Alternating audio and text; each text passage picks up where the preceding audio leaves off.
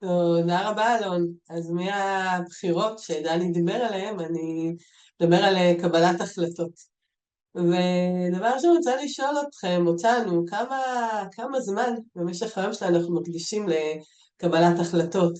כמה פעמים אנחנו מוצאים את עצמנו תקועים, מבולבלים, נעים בין אפשרויות שונות, בודקים נתונים, מחפשים איך לצאת מהתקיעות ואיך בעצם לקבל החלטות שיהיו טובות לנו, שנוכל להיות שלמים איתם, שנוכל ללכת איתם לאורך זמן.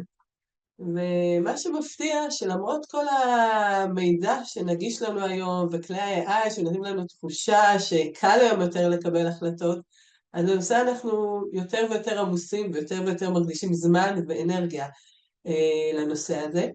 וכמו שני המשתתפים הקודמים, גם אני הגעתי לנושא הזה מתוך סיפור אישי. קבלת החלטות זה היה האישו של החיים שלי. כל החלטה, קטנה וגדולה. יכולתי לנסוע עם המחשב ברכב בשביל לשבת לעבוד איפשהו ולהתלבט באיזה בית קפה אני עכשיו הולכת להעביר את השעתיים שלוש הקרובות שלי. ממש, להגיע לצומת וימינה או שמאלה. שלא לדבר על החלטות גדולות יותר, להמשיך באקדמיה או לשלב את זה מייעוץ, להישאר בזוגיות מסוימת או להפסיק אותה. ובאמת כל החלטה קטנה וגדולה ממש הייתה עבורי סיפור מאוד משמעותי, שגזל הרבה מאוד זמן ואנרגיה. עד שנחשפתי במהלך הלימודים לתואר שלישי בפילוסופיה, אני הגעתי אגב מתחומים קצת יותר מקורקעים, מפסיכולוגיה והתנהגות ארגונית, אבל שעברתי לאחר מכן ללימודי הפילוסופיה, ושם נחשפתי פעם ראשונה לנושא של פילוסופיה מעשית, והבנתי שזה מה שאני רוצה לעשות, בנוסף לאקדמיה. באמת עברתי תהליך אישי שעזר לי להבין את קבלת ההחלטות שלי, והמשכתי לחקור את זה באופן אישי דרך הנושאים של יוגה והפילוסופיה ההודית, וכמובן המחקר וההוראה באקדמיה. וכתוצאה מזה הבנתי שבעצם מה שמפריע לנו לקבל החלטות זה בעצם חוסר בהירות מחשבתית. ומה שאני רוצה להציג, הטענה המרכזית שאני רוצה להציג היום, זה כשיש לנו בהירות מחשבתית, ככה רמת ההחלטות שלנו הרבה יותר קלה. זה מדויק לנו יותר, קל לנו יותר, וההחלטות שלנו הרבה יותר שלבות. אני רוצה לדמות את זה לנסיעה ברכב, אנחנו נוסעים ברכב בלי ווייז, השמשה מלאת עדים, הגענו לצומת ואנחנו צריכים להחליט לאיפה לפנות. אנחנו תקועים, אנחנו לא יודעים מה לעשות. ברגע שנפשיר את העדים ואנחנו נראה מה כתוב על השלטים, ברור לי לאיפה צריך לזוז.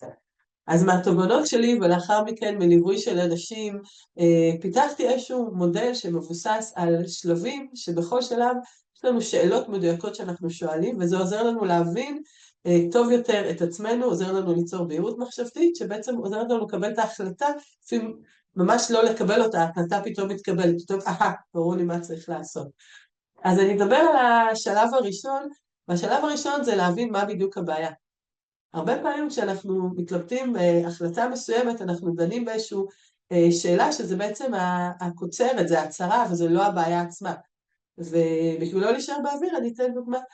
לא מזמן ליוויתי בחור בסוף שנות ה-40 שלו, אבא לשני ילדים, נשוי, עובד בהייטק, בתפקיד ניהולי, ובעצם הוא הגיע אליי עם השאלה, האם לגשת למכרז, האם לגשת לתפקיד בכיר יותר, ניהול בכיר יותר, או בעצם לפרוש ולעבור לעבוד כיועץ עסקי.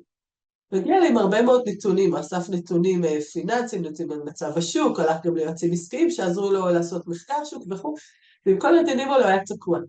ותוך חצי שעה של שיחה, אולי פחות, הגענו להבנה שבעצם השאלה האמיתית שלו, האם הוא נשאר נאמן לעצמו, למה שהוא רוצה, למה שחשוב לו, או בעצם ממשיך לענות על הציפיות ועל הדרישות של הסביבה, הדבר של המשפחה שלו והחברים, ומה שמקובל ומה שנחשב. ברגע שהבנו שזו הבעיה שלו, זאת השאלה האמיתית, צריכה הלכה לכיוונים אחרים של ערכים, של צרכים, של תפיסות עולם, של אמונות, ומהר מאוד היה לו מאוד ברור, ולא רק שהיה לו ברור, היה לו גם את הביטחון לבוא ולשתף את המשפחה שלו בהחלטות. אני מדלגת וקופצת ככה לשלב האחרון, הרבה פעמים קשה לנו לקבל החלטה, כיוון שאנחנו פוחדים מטעויות. וכאן אחת ההמלצות שאני ככה ממש בחום מציעה, כשאנחנו מקבלים החלטה, במיוחד כשהיא חשובה לנו, לרשום לנו ברגע קבלת ההחלטה מה בדיוק הביא אותנו לקבל את ההחלטה, מה היה המצב הרגשי, הנפשי שלנו, מה היה המצב מסביב, מה ידענו על האפשרויות השונות, מה ידענו על עצמנו, ולמה? יש לנו הרבה פעמים נטייה לשפוט את ההחלטות שלנו ביוון, מה שנקרא חרטות, למה לא עשיתי ככה, האם רק הייתי עושה אחרת וכו'. אבל בעצם הדבר היחידי שהיה לנו זה מה שידענו בזמן ההחלטה. בהנחה שברגע קבלת ההחלטה עשינו את הטוב ביותר שיכולנו. וכל חרטה היא רק בדיעבד, אבל בעצם לא יכלה לעשות שום דבר למצב הקודם. אז כשיש לי את הדברים כתובים, קל יותר להתמודד עם חרטות שבאות לי בדיעבד. תודה. תודה רבה גלית, אני שמח שהחלטת להשתתף איתנו. אז אנחנו נחזור אלייך בשלב השאלות. סיימנו עכשיו את שלוש ההרצאות של המרצים ונעבור לשאלות. לפני כן אני רוצה להזכיר שגם המשתתפים פה בזום מוזמנים לשאול שאלות.